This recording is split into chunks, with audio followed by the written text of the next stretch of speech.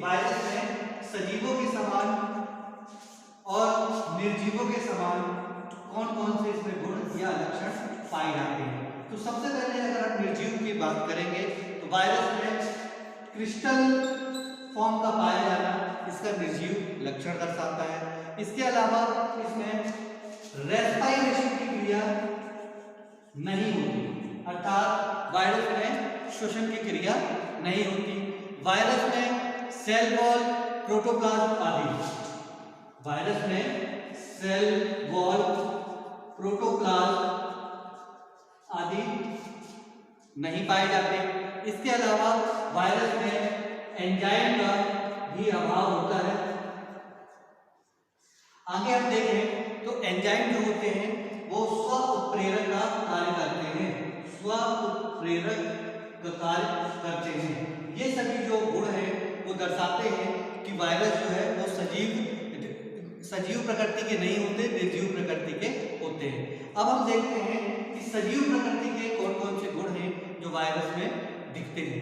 सबसे पहला गुण तो यह है कि वायरस में रिप्रोडक्शन पाया जाता है, वायरस में रिप्रोडक्शन पाया जाता है और केवल लिविंग सेल्स में पाया जाता है।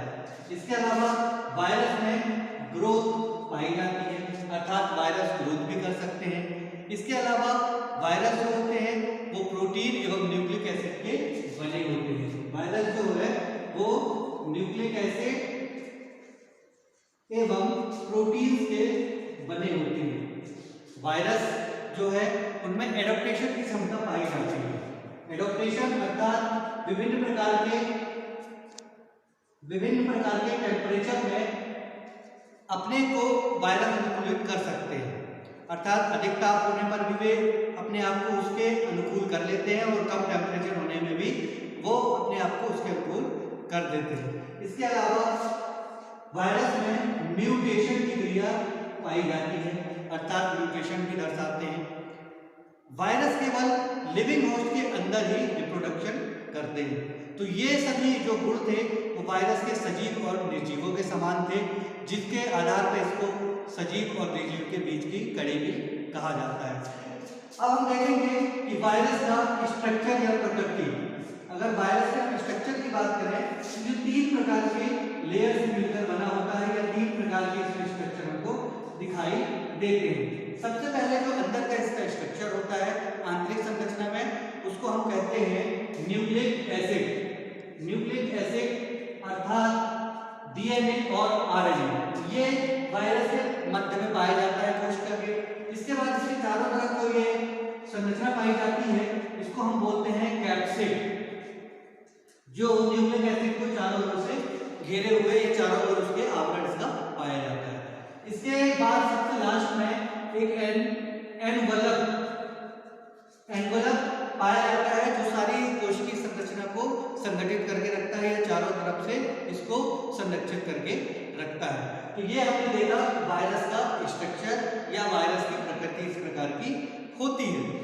अब हम देखते हैं कि वायरस जो है वो कितने प्रकार के होते हैं। Types of virus, types of virus. Types of virus हम देखेंगे तो सबसे पहले जो वायरस होता है वो प्लांट वायरस होता है। प्लांट वायरस क्या होता है? प्लांट वायरस वह वायरस होता है जो पौधों के ऊपर आक्रमण करके पौधों में रोग उत्पन्न करने का कार्य करता है। इसका जो मुख्य घटक होता है वो आरएनए होता है।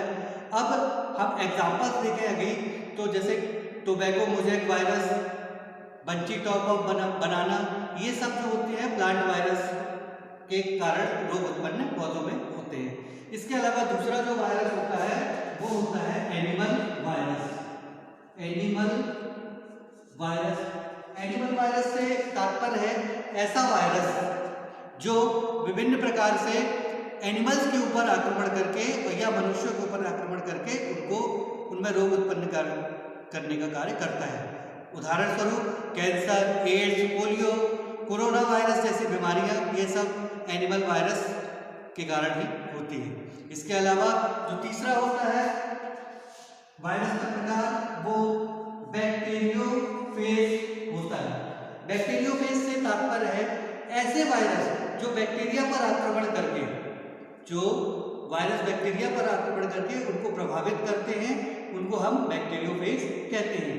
बैक्टीरियोफेज से होने वाले जो रोग है वो जैसे उदाहरण के रूप में हम कॉलेरा देख सकते हैं। वर्तमान समय में बैक्टीरियोफेज का उपयोग जो होता है वो वाटर प्यूरिफिकेशन के लिए भी किया जाता है, अर्थात जहाँ वाटर बहुत गंदा होता है उसको तालाबों में बैक्टीरियोफेज उत्पन्न करके वहाँ के वाटर को प्यूरिफाई किया जाता है। तो ये हमने देखा कि वायरस के टाइप्स थे। इसके बाद हम देखेंगे कि वायरस जो होते हैं उनमें अगर वायरस पौधों में हो जाते हैं तो उनके रोग के कौन कौन से लक्षण है जो हमको दिखाई देते हैं, अर्थात symptoms of viral disease in plants. Symptoms of viral disease in plants.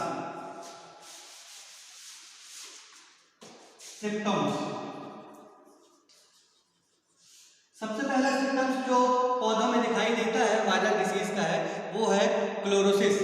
Chlorosis अर्थात पौधे में क्लोरोफिल की कमी आ जाना और धीरे धीरे उसकी पत्तियों का हरा रंग समाप्त होना। इसके अलावा दूसरा लक्षण जो हमें दिखाई देगा वो वेन क्लियरिंग। वेन क्लियरिंग अर्थात पत्तियों की जो सिराएं होती हैं वो धीरे धीरे कलर उनका चेंज होने लगता है और वो सूखने लगती हैं, इससे भी पौधा प्रभावित होता है। तीसरा जो हमारा इसका जो लक्षण दिखाई देता है वो colour change on leaves. Colour change in leaves अर्थात पत्तियों का धीरे धीरे कलर चेंज होने लगता है। कुछ पत्तियां जो होती हैं ब्राउन ब्लैकिश टाइप की होने लगती हैं, ये भी वायरस के कारण पौधों में दिखने वाला रोग है। इसके अलावा पौधे का बौना रह जाना, अगला है डार्क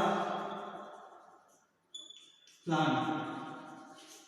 वायरस रोग से ग्रसित पौधा छोटा या बौना रह जाता है, उसकी प्रॉपर ग्रोथ नहीं हो पाती। इसके अलावा फ्लोरल कैरेक्टर भी वायरस के द्वारा प्रभावित होते हैं पौधे के। फ्लोरल कैरेक्टर्स जैसे कि पुष्प समय पे ना आना, फ्रूटिंग समय पे ना होना, एंडोशियम गाइनोशियम आदि प्रॉपर तरीके से डेवलप ना हो पाना, ये सब फ्लोरल कैरेक्टर भी हमको वायरस के कारण देखने को मिलते हैं। तो ये सब वायरस के लक्षण थे। अब हम देखते हैं कि वायरस ट्रांसमिशन कैसे होता है। वायरस एक से दूसरे प्राणियों में या हॉस्टिंग में इस प्रकार फैलता है। आशा करते हैं कि आप सभी को मेरा ये वीडियो पसंद आएगा।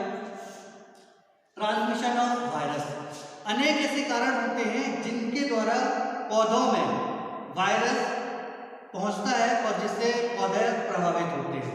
तो पहला हम देखते हैं इसका जो ट्रांसमिशन का कारण होता है बाय वीड्स।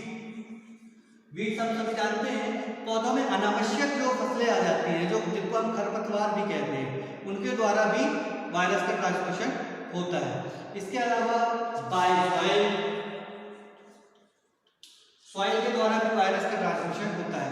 अगर पूर्व में मान लीजिए खेती की गई हो, उसमें अगर उसकी मिट्टी में पहले से वायरस विद्यमान है और अगर हम उसको कंटिन्यू वहाँ पे दूसरी फसल करते हैं तो उसमें जो नई फसल में वायरस होने की संभावनाएं अधिक होती है। इसके अलावा by contact, by contact virus जो होता है कॉन्टैक्ट के थ्रू भी फैलता है। जैसे कि अगर हमको वायरस है और हम किसी को हम उससे हैंड शेयर करते हैं तो उसको भी वायरस हो सकता है। इसी प्रकार पौधों में भी मजदूर होते हैं, एक पौधे वायरस रोग से ग्रसित पौधे को वो कटाई करते हैं, छूते हैं और फिर उसी हाथों से वो दूसरे पौधे को छूते हैं, तो इसमें भी वायरस रोग फैलने की संभावनाएं अधिक होती है।